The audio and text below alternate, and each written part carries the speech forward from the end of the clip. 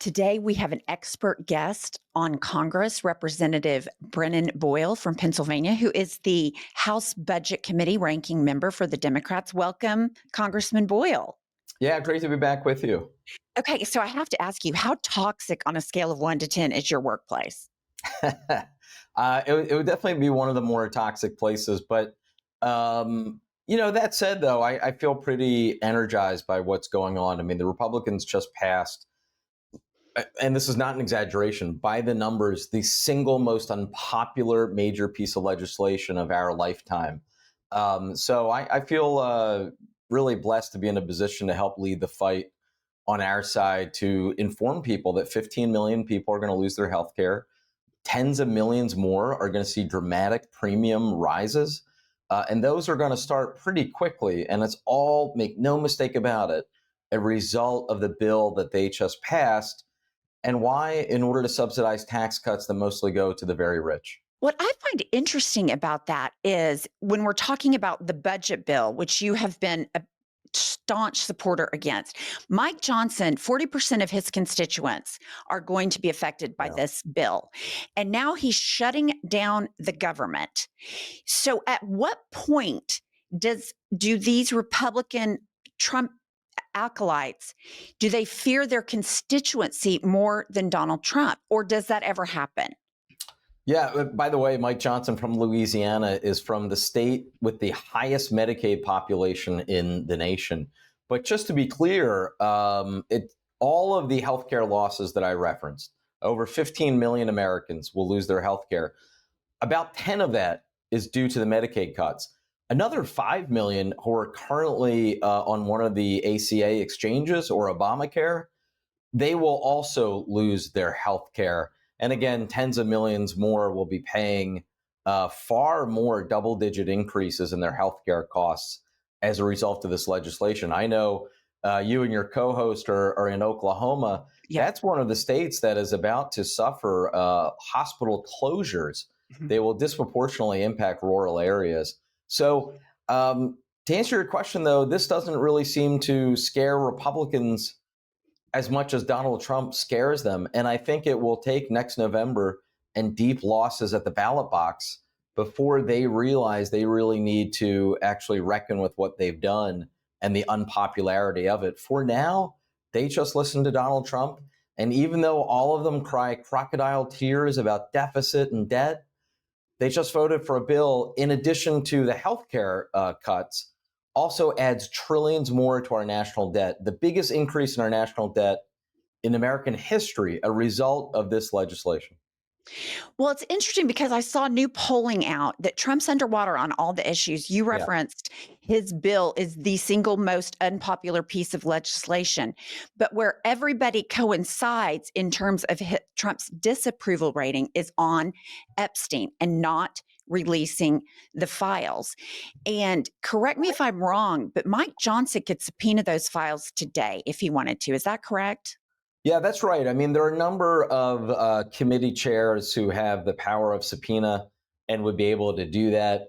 And I have to say, I'm far from an expert on the Epstein matter. I just know that, because it's self-evident, this is really the monster that crazy Republican conspiracy theorists have created. They kept talking about the Epstein files and who's in there, who's on the lists. Meanwhile, Donald Trump was hiding in plain sight. Right. How many different pictures have we now seen of Donald Trump with Jeffrey Epstein?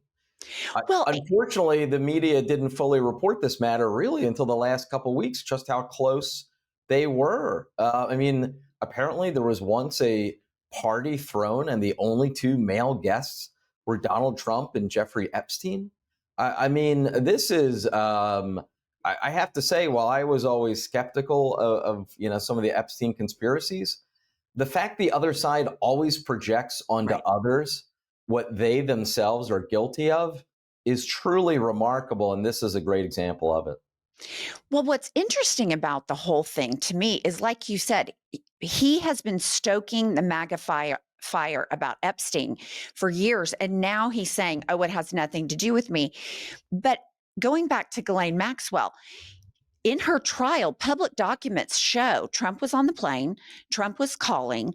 Now we have, a Epstein accuser that said, no, she reported Donald Trump to the FBI twice when she talked about Epstein. Right. So all of these things are coming out.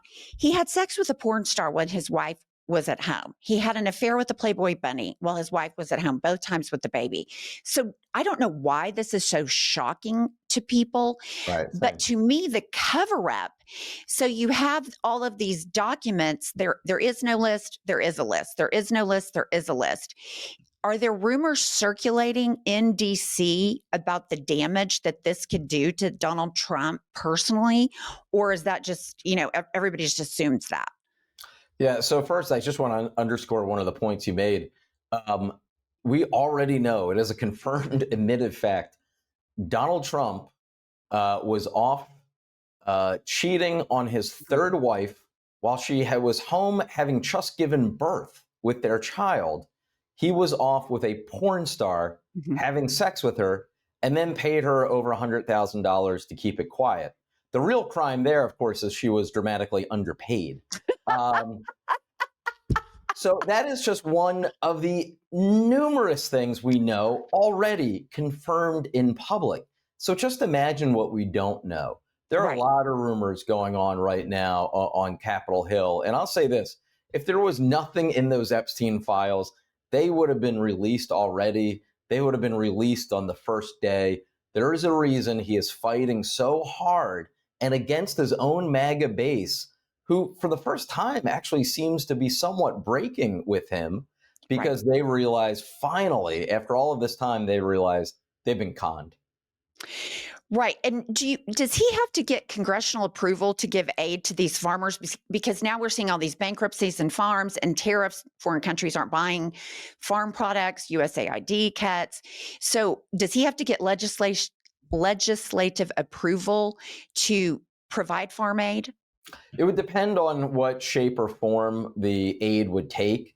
He actually did that 8 years ago when he initially had tariffs that were, not nearly to this extent. So under existing law, there are some things he would be able to do. But of course, the easiest thing to do, and by far the most cost effective, is make it so that they're able to sell their goods and that they're not losing money. Right. This is entirely a problem that Donald Trump and his policies have created. Look at how much goods have gone up at Amazon and Walmart. Right. In my home state of Pennsylvania, which was actually the state that decided the election, I'm sorry to say, Right. Yeah. and Donald Trump won by 1.7%, one of the closest margins in American history. I heard time and time again from swing voters in Pennsylvania, in my hometown of Philadelphia, who swung to Trump because they said, Brendan, costs are just too high. I don't like the guy, but I think he'll get costs lower. Well, here we are 6 months later. Not only has he failed to get costs lower, he's actually directly responsible for why they've gone up even more over the last 6 months. That's entirely because of Donald Trump and his policies. What about when he says all this stuff like egg prices are down 200% and gas is only $1.99, which are blatant lies?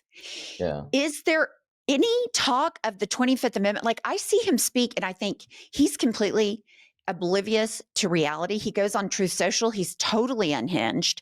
So what is it going to take to get a 25th Amendment? I mean, we can barely get people in the Republican Party to release the Epstein files, but I have to think the 25th Amendment with his mental decline and incompetence has got to have been discussed. Well, I mean, some of the things he says showed clear signs of mental decline. I know every single day there was an article about Joe Biden's Yes. alleged decline. We don't see that same standard applied to Donald Trump. But I will say, though, most of the time, the remarkably untrue things he says, the lies he says, I don't attribute that to mental decline. I attribute it to the fact the guy's a born liar. And almost every sentence he ever utters includes at least one or more lies. And the reality is he believes he can get away with it. He's actually openly talked about this previously in interviews before his political career, that part of his strategy is to just throw so much there to attempt to discredit the press and discredit others who would call him on his lies. One thing, though, that gives me reason for optimism is that, okay, for his MAGA base and the diehards and maybe people who just hate Democrats so much that they're fine to go along with whatever he's saying, they're probably not reachable. But Right. for that swing voter in Pennsylvania and in other states who decides elections, they're able to see when they go to the supermarket, when they order something on Amazon, when they go to Walmart, they're able to see prices have gone up. And Trump won't be able to confuse them about that matter. Is there really such a thing as a swing voter anymore? I feel like we're so Yeah. siloed. You believe there are, I mean, you've talked to Right. him in Yeah. Pennsylvania. I can tell you that. I mean, I actually got the opportunity to observe a focus group of swing voters in Philadelphia in October of last year's election. These were younger, non college educated males who had voted for Biden in 2020, had either voted for Trump in 2016 or not voted, and were undecided for 2024. And the reality is, as partisan as times may be and as entrenched as many people are, there still are swing voters. I mean, look, I'll take my district, for example. Take Northeast Philadelphia, the biggest part of my district, about 250,000 people. Donald Trump carried it by just over 1 percentage point. I carried the exact same area by 11 percentage points. So that's a Interesting. sizable number of people who Right. voted for Donald Trump and then right underneath his name voted for me. So those swing voters do exist. There are not as many of them as there used to be even 20 years ago, but they still exist. And in a state like mine, they're actually decisive. That's so interesting because you just wonder, are there really any out there? Congressman Boyle, thank you so much for joining us. Please keep up the good fight, and we'll check in with you when you get back in session in September, because I have a feeling your workplace is only going to get more toxic. This is crazy town. So I don't think it's going to get normal anytime soon. So be happy to talk to you then. Thank you. Bye-bye. Bye bye.